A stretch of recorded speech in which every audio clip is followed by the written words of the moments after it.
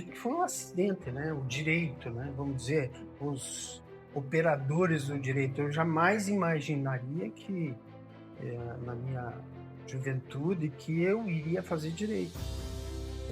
Por um acidente, eu passei em geografia, estava no último ano de geografia, bacharel e licenciado em geografia, uma época difícil, final dos anos 80.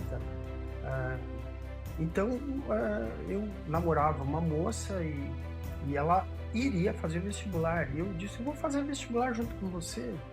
E ela disse, a hora que fui fazer inscrição ali na UFPG, tinha um balcão, eu lembro que eu ia fazer para administração, ela falou, não, faça direito. E eu passei em direito, então eu não tenho nenhuma referência familiar. Eu sou filho de advogado, eu sou filho disso, eu sou filho de um açougueiro, né? E filho de a Dona Ruth que pintou esses quadros. Depois eu vou mostrar os quadros da Dona Ruth, que é uma autodidata. Então, pessoas muito simples. Eu sou descendente dos alemães do Volga, sou lá da Nova Rússia, com muito orgulho, e acidentalmente comecei a fazer direito e geografia num ano. Então foi uma coisa para mim assim que impregnou o direito quando fui fazendo o curso de direito, porque eu era um bicho grilo. Quem faz geografia, quem faz agronomia é outro tipo de estudante, e quem faz direito ele se veste diferente, pelo menos na minha época, né? Então para mim foi um choque, né? Fazer geografia e direito. Então ali sim que eu comecei a viver o ambiente e ter alguma referência do direito, mas nunca imaginei de fazer direito. É um acidente que estou aí acidentalmente até hoje como advogado. Olha, tinha uma frase assim que o estudante de direito ele se apaixona pelo direito criminal, mas casa com o direito civil.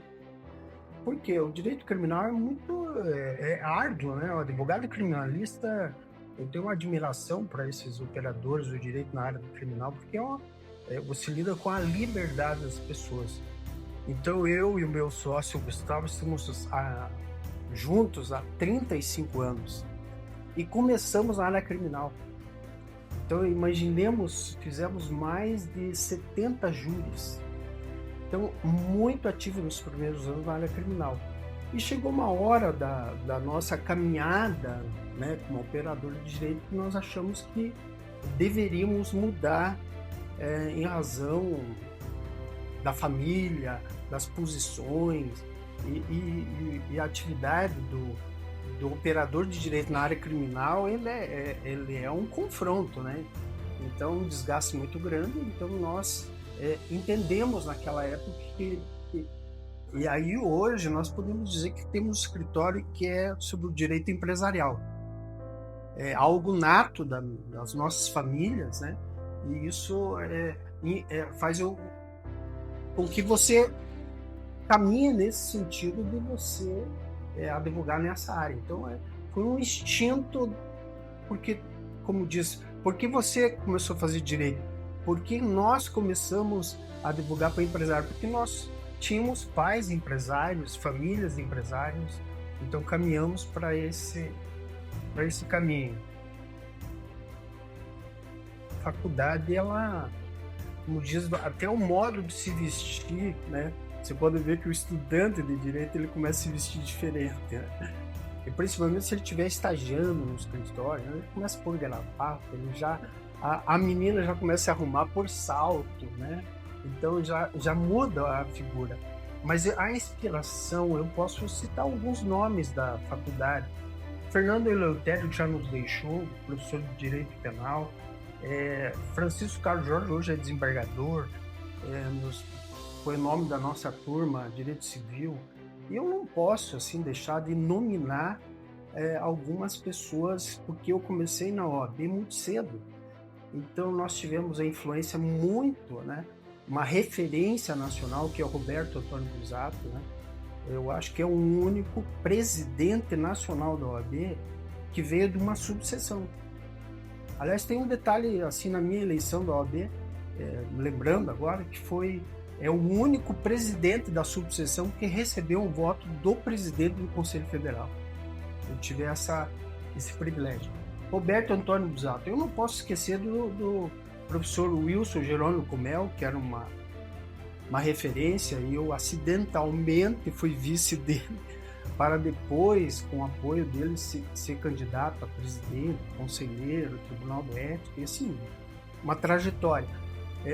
Mas assim, nós tivemos assim, nomes como o Dr. Emerson Wojtkowski, o Írio Tabela Kuhn, que são ex-presidentes da OAB, Dr. José Fernando Rosas, né, foi inclusive ministro do TST, né, foi presidente da subseção aqui.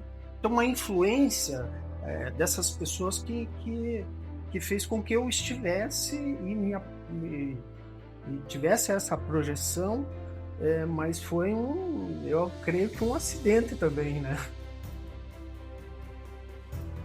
Todo dirigente da OAB, por mais singela que seja a subseção, você vai ter uma experiência, né? Porque você vai estar na frente de uma corporação. Então, essa experiência que eu tive, eu fui vice-presidente do Dr.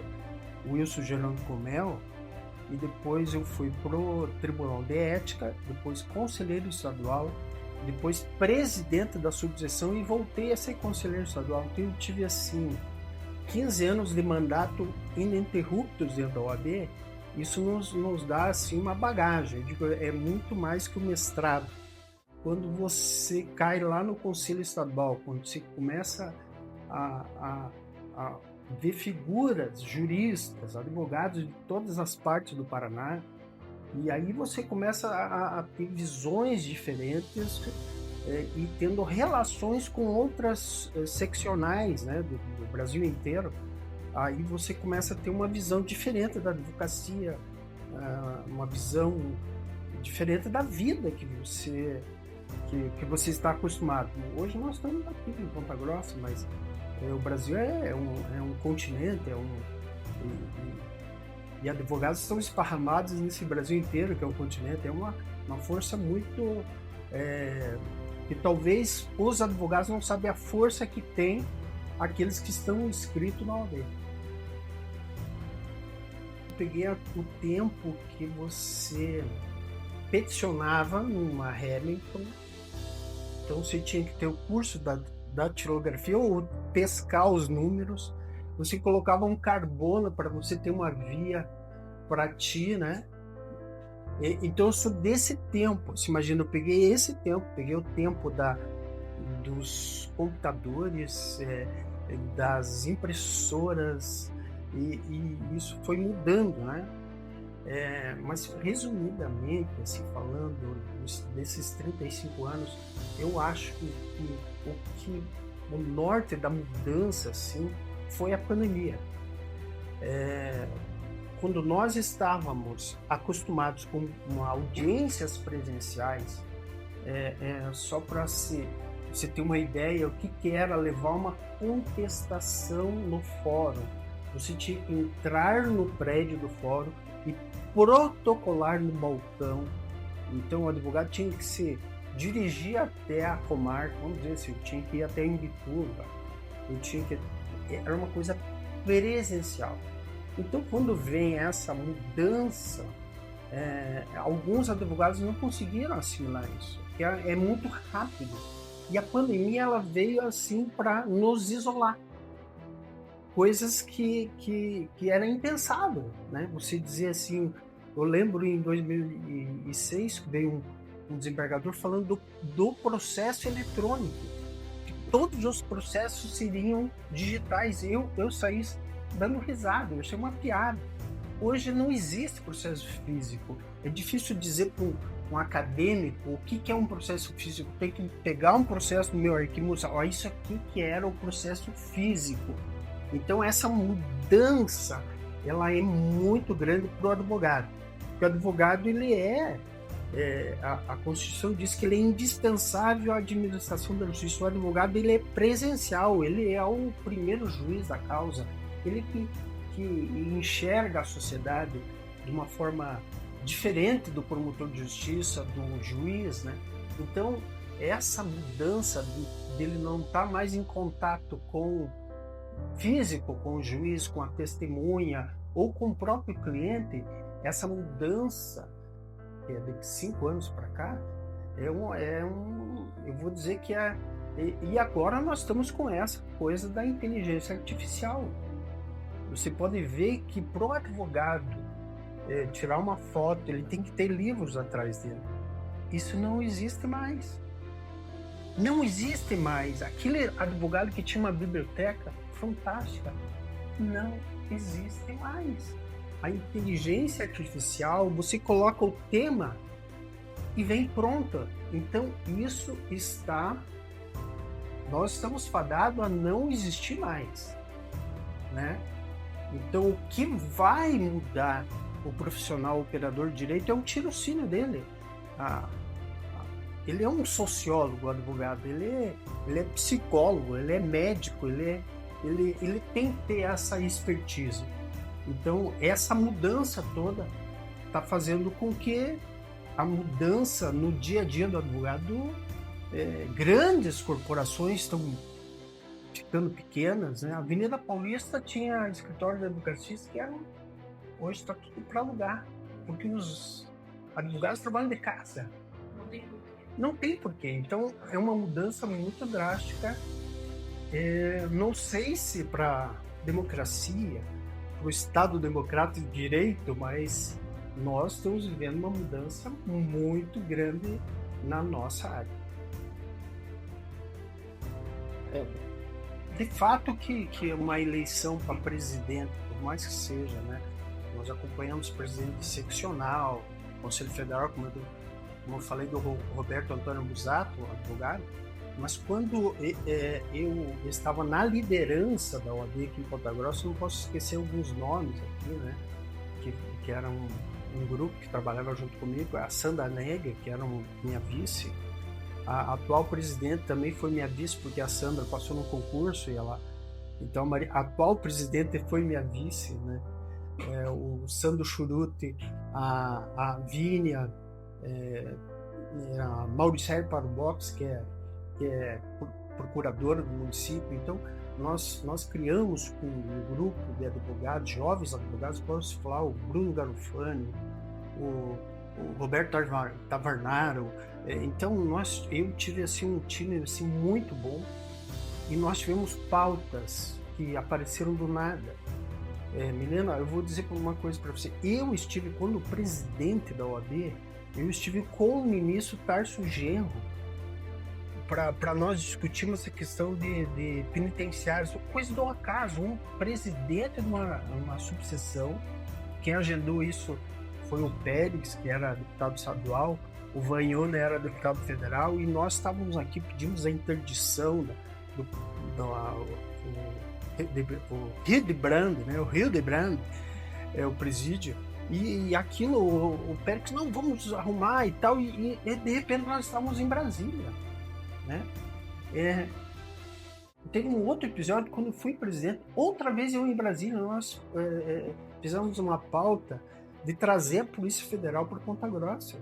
A liderança foi a OAB, e posso citar alguns nomes aqui: o Jordão, o Douglas, presidente da Associação Comercial, o Dr. Antônio Bochinek, o Procurador da República, Sovec, enfim, lideranças de Ponta Grossa que nós tivemos presente em Brasília, e nós tínhamos um pacto das lideranças aqui da cidade, não desistir do tema. Eu vejo que Ponta Grossa tem esse defeito, nós não temos uma representatividade federal, e tem algumas pautas que só vêm na época da eleição. Então nós fizemos assim um trabalho assim de esgotar aqueles que estavam no poder. Então nós podemos dizer isso, trouxemos a Polícia Federal para Ponta Grossa. Não existia uma delegacia da Polícia Federal em Ponta Grossa.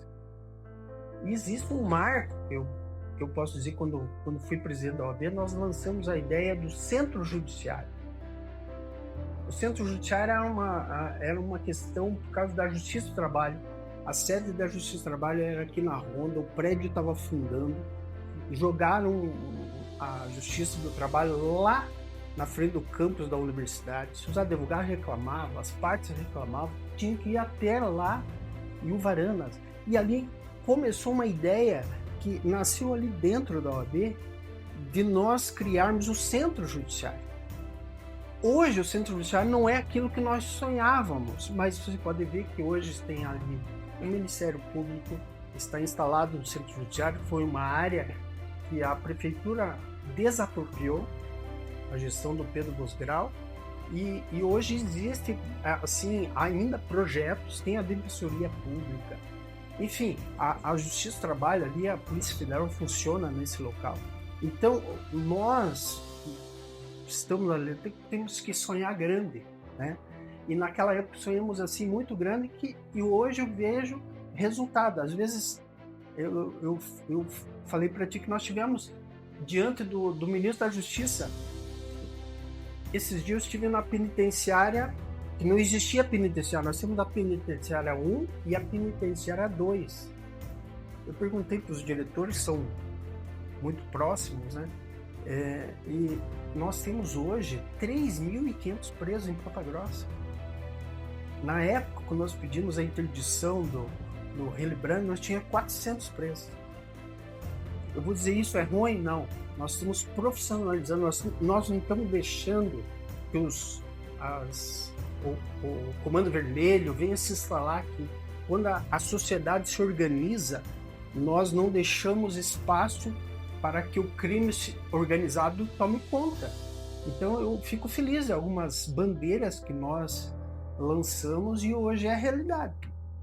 Então eu, como presidente da OAB e depois presidente do Conselho de Segurança, né, esqueci desse detalhe, nós tivemos muita ativismo, né, de pautas para a região aqui dos Campos Gerais.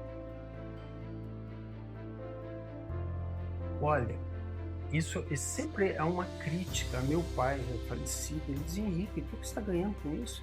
Umas brigas, assim, ameaças, né, de bandido, coisas assim que não trazia nem... Eu não tinha sossego na minha casa. Eu era ameaçado, se imagina. Então, se diz assim, qual o teu legado? O que eu vejo é que as pessoas são omissas, a maioria. E tem essa frase que eu peguei aqui: os neutros não deixam legado, só usufrui do legado dos que militam.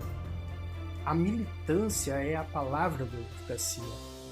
O advogado, ele é militante, ele é lutador, ele não pode desistir, né?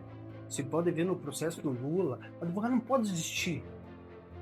E isso é o legado que nós temos que deixar, que nós temos que ter resiliência e nós temos que ter esperança, porque se nós nos acomodarmos, dizer, mas é assim, não vai, né? Então eu acho que o legado é você existir, mas fazer as pessoas saber que você existe.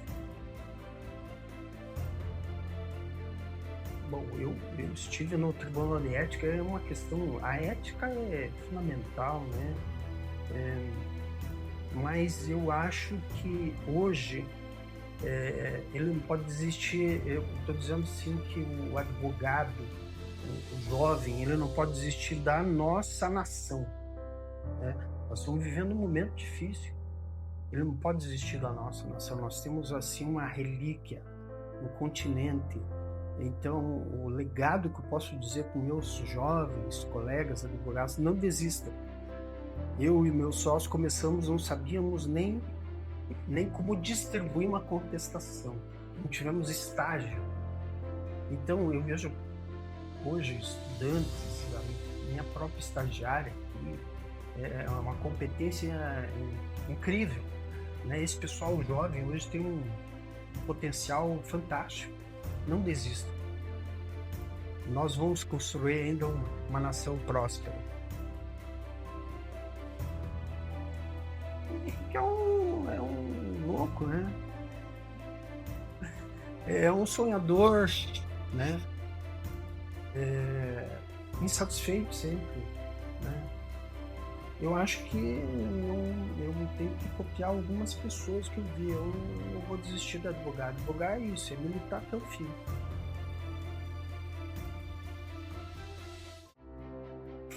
Tem diz que é uma frase de um poeta chileno, Pablo Neruda, que é uma coisa mais ou menos assim, que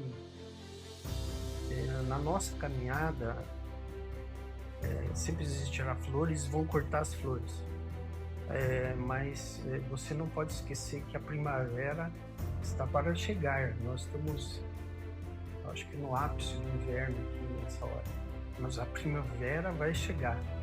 Eu acho que é aquela coisa que eu falei, da resiliência e da esperança. As flores vão florir ainda.